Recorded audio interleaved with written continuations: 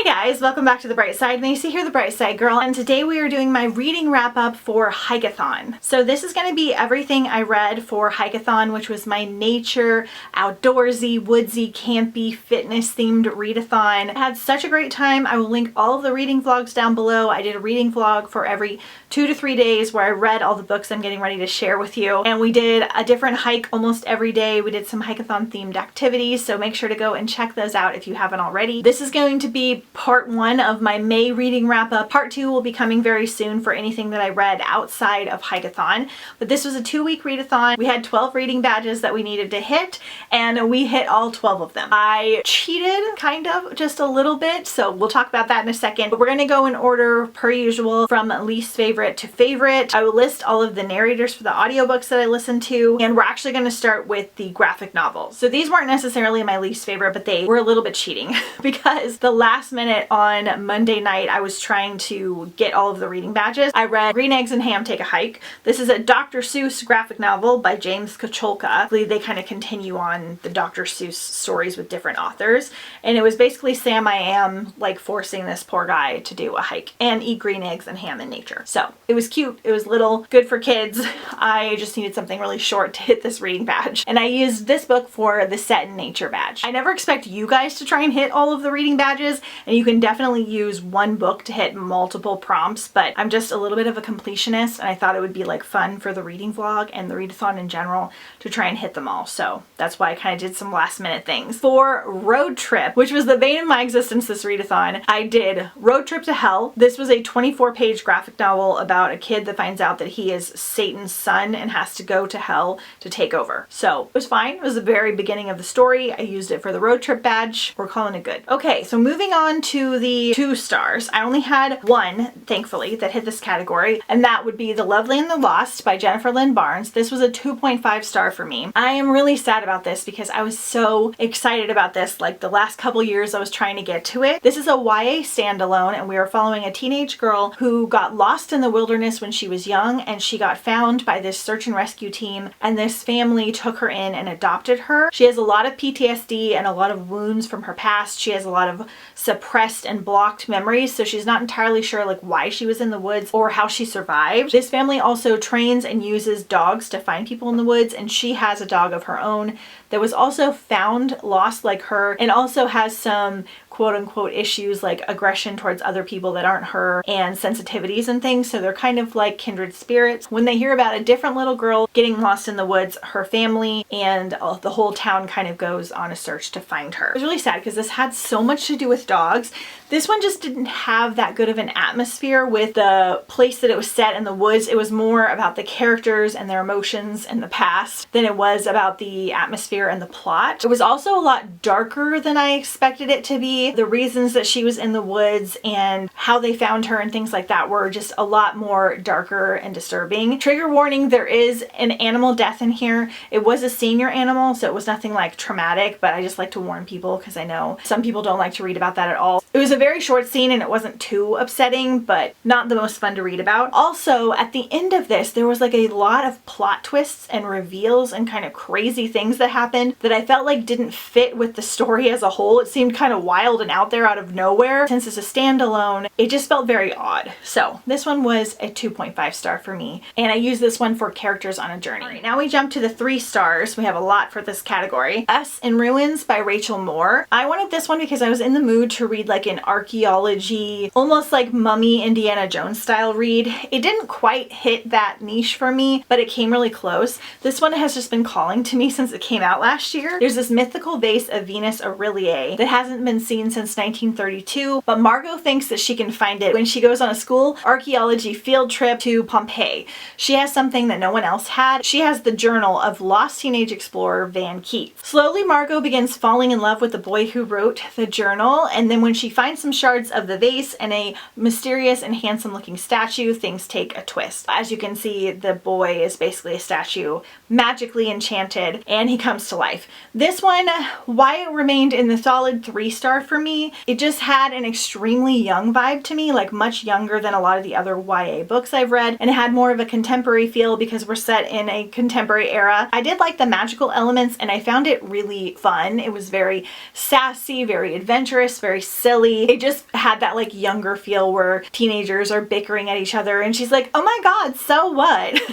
And which is not necessarily my favorite, but it was a fun time. I enjoyed the setting and I didn't mind the story as a whole. It just kind of sat at a 3-star, and I used this one for leaves on the cover. Next is You Have a Match by Emma Lord. I've been wanting to read this one for a while because this one's set at camp. It was giving me kind of Parent Trap vibes. This is another YA contemporary standalone, and our main character basically uses a DNA service and finds out that she has an identical match sister, meaning that her and her sister have the same parents and are only a year apart, and she has to figure out why. When she finds out that her sister is going to this one camp, she decides to go as well so that they will have time to kind of get to know each other and chat and figure out what happened. This one does have a little bit of a romance, but it's more about the sisters and figuring out what happened. Again, not the best setting. I was hoping for a little bit more camping activities and nature vibes, but we're more focused on the characters than we are the setting and the plot. I did like the way that it wrapped up and where the story went. The reasons for the sisters being separated was a little bit strange in my opinion, but I thought it was well written and it was a cute read. So this one sits at a 3-star as well. And I used this one for the Set at Camp badge. All right, next I read What the Woods Took by Courtney Gould. This is the beautiful Owl Crate edition that I am completely obsessed with. So this one was kind of the opposite of the other two. This one had exceptional atmosphere, really great woodsy survival camping hiking vibes. This one is set at a camp that is for reforming teenagers that have had dark or upsetting past. Our main character is a foster child. She is with a newish set of foster parents. She wakes up one day and gets abducted out of her bed and taken to the woods, and is told by the counselors that she is there to basically find herself and heal along with some other troubled teens. They're supposed to be there for a couple months in the woods, like learning to survive, camp, and hike. And then one day they wake up and their camp counselors are missing, and all the teens have to kind of join together and carry on with their journey and figure out what happened. They're not sure if it's part of the program or what. This one is on the horror side. I didn't find it super scary, but it is a little bit intense at parts, and it does have some supernatural elements, which I loved. However, the big mystery didn't take place until about 50% way through the book, like the big plot twist. And the beginning is very much filled with angsty teens arguing and bickering and talking about their troubled past, which is just personally not my favorite. But I did like once we took the turn to journeying more into the woods and figuring out what happened to the camp counselors, and the paranormal elements were really cool.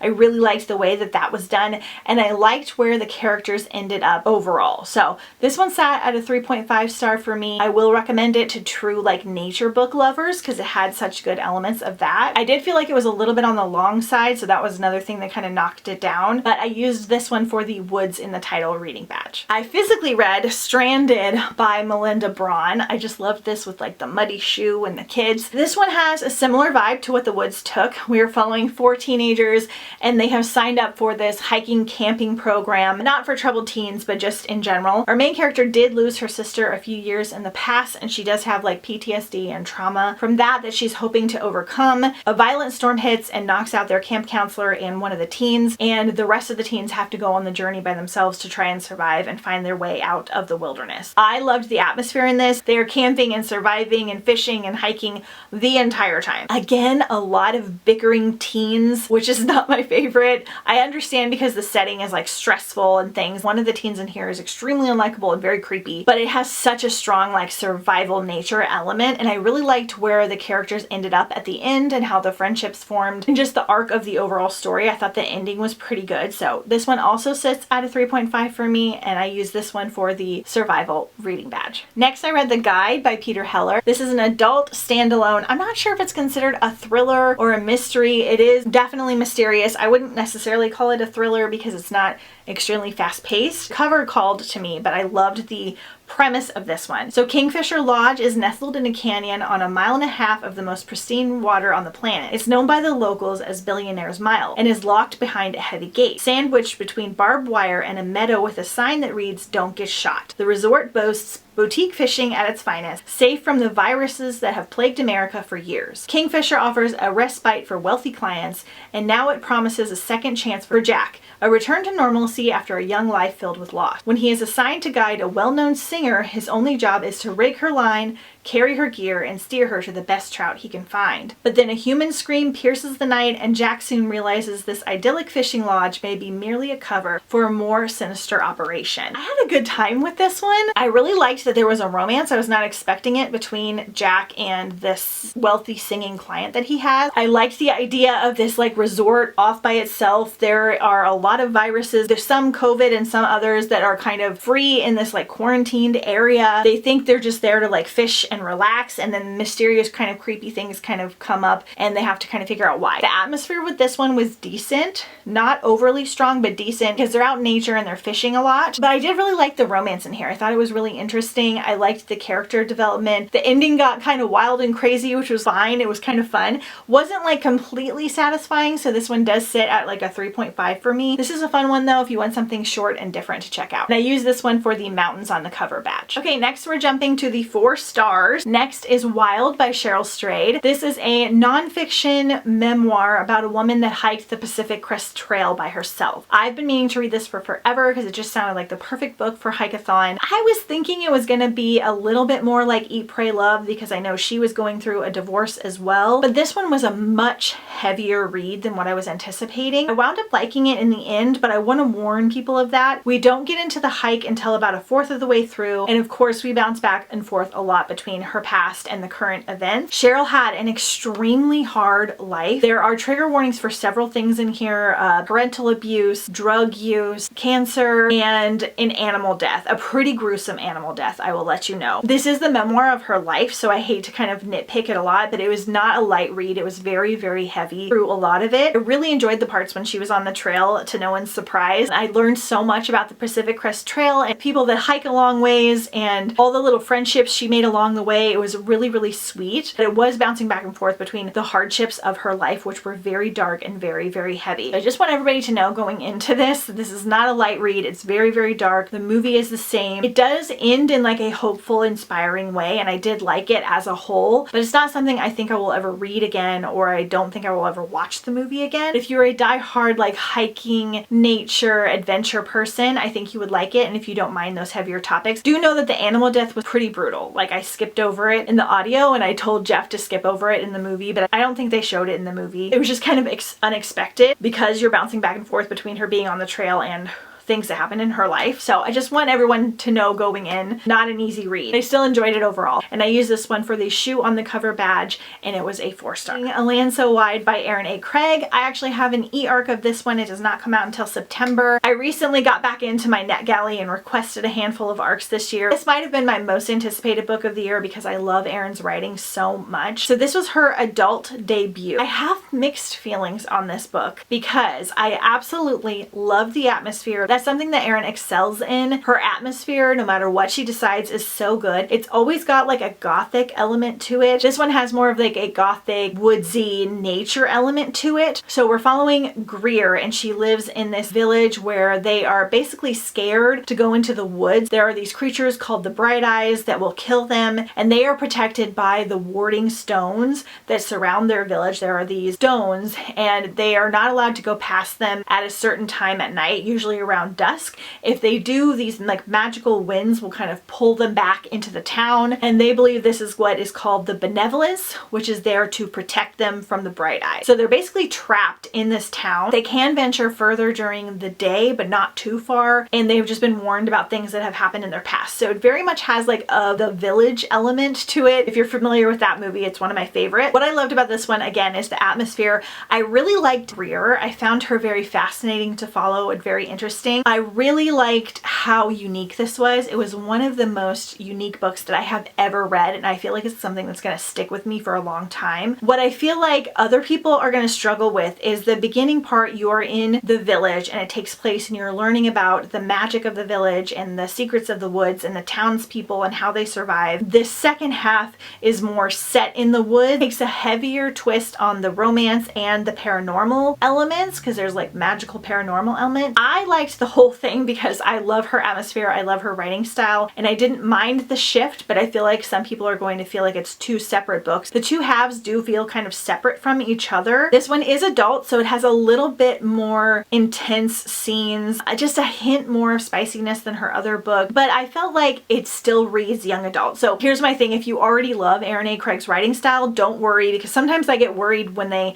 branch out into adult that the whole style of the book's going to change, or they'll throw in too heavy of content just to kind of make up for it being adult. This one still felt young adult to me. Greer is 27, but she's in this like very naive village setting where she lives with her family. She has to find a husband and she hasn't like found herself, so it very much still kind of feels like a young adult novel in my opinion. Definitely is darker than her other book and a little bit heavier, but not that much more. I really liked the magical elements and the creatures in here. They were really different and very unique from what I was expecting, and I loved the woods element. It has a heavy woods element. There's a lot of cooking and camping and again surviving and hiking, which was really cool in like a fantasy kind of setting as well. So yeah, I kind of have mixed feelings about how to recommend this one. It sits with me at a 4.25, but like I said, I feel like it's something that's going to stick with me for a while. I used this one for the elemental magic badge. That's stretching it a little bit. It's not necessarily elemental magic, but I thought it fit close enough. Next we have Electric Kingdom by David Arnold. This is another young adult standalone. This one's like a post-apocalyptic time travel style book that I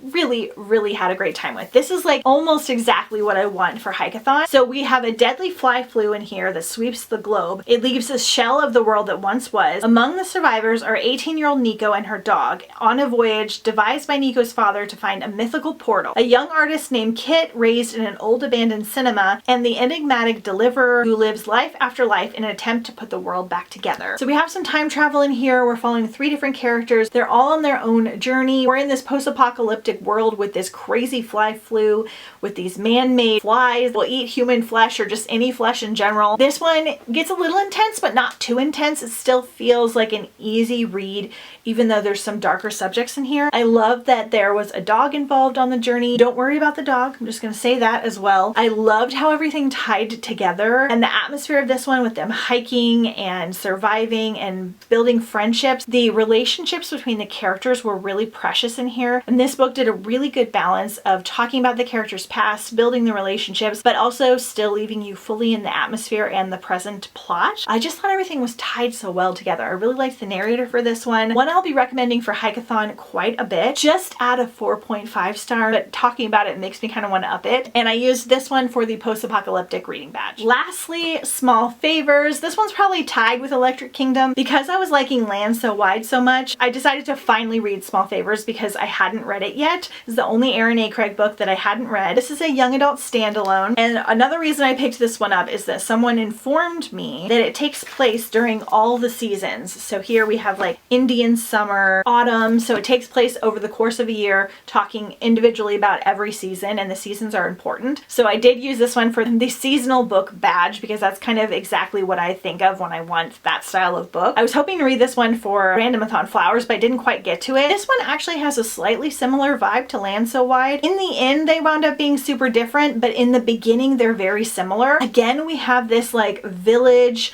or what I call Little House on the Prairie, but more grown up type setting. So we're following Ellie Downing, and she is waiting for something to happen. Life in isolated Amity Falls, surrounded by an impenetrable forest, has a predictable sameness. Her days are filled with tending to her family's beehive, chasing after her sisters, and dreaming of bigger things, while her twin Samuel is free to roam as he wishes. Early settlers fought off monstrous creatures in the woods and whispered that the creatures still exist, keeping the Downings and their neighbors from venturing too far. When some townsfolk go missing on a trip to fetch supplies, a heavy unease settles over the falls. So I was surprised that they were so similar. I need to do some research to figure out if that was on purpose or not, because they're definitely not in the same town. The other one was set in the Canadian wilderness, and in the end, like I said, they wound up being really different, but they do talk about these creatures having silver eyes, and in the other one, they're the bright eyes, so I found that really interesting. There is, of course, a little romance in here. What I liked about this one is it had more to do with the family, because she talks a lot about her sisters and her parents, and she's like, they're all like taking care of each other. Erin writes a sister dynamic like really well, and they have a lot to do with the bees and trying to keep the bees alive and keep out the monstrous creatures. This one takes place in Amity Falls pretty much the whole time. So if you're liking the first half of Land So Wide and want that like village Little House on the Prairie type vibe, but spooky, I would try this one because it has a similar element. It does have a slightly younger feel because it is YA. I will say I liked the narrator, but she does have a little sister in here, and it wasn't my favorite because she would talk like this for the little sister, like, I want a piece of candy. Not my favorite. Everything else was really great by the narrator, and I really was like engrossed with this. I had a good time with it. Very different from her House of Salt and Sorrow series, very different from 13th Child. So I gave this one a 4.5 and used it for that seasonal book bag. Okay, that is everything that I read for HIKEATHON this year. Overall, even though I had a lot of 3 stars, I'm really glad I read all of them because they gave me the atmosphere that I was wanting while I was doing like my hikes and being outside and being with nature. And so I'm really glad that I got to read all of these, and I will have better ideas of things to recommend to you guys as well. If you know of more books like this, let me know down below in the comments. I have huge stacks of things I need to get to as well. But don't forget to check out those reading vlogs if you haven't already. We had such a good time doing different things. We even went on a little trip. I had some book hauls and like other fun things to show as well. Make sure you're following me on Instagram at The Bright Side Girl if you haven't already, and I'll see you guys next time on The Bright Side.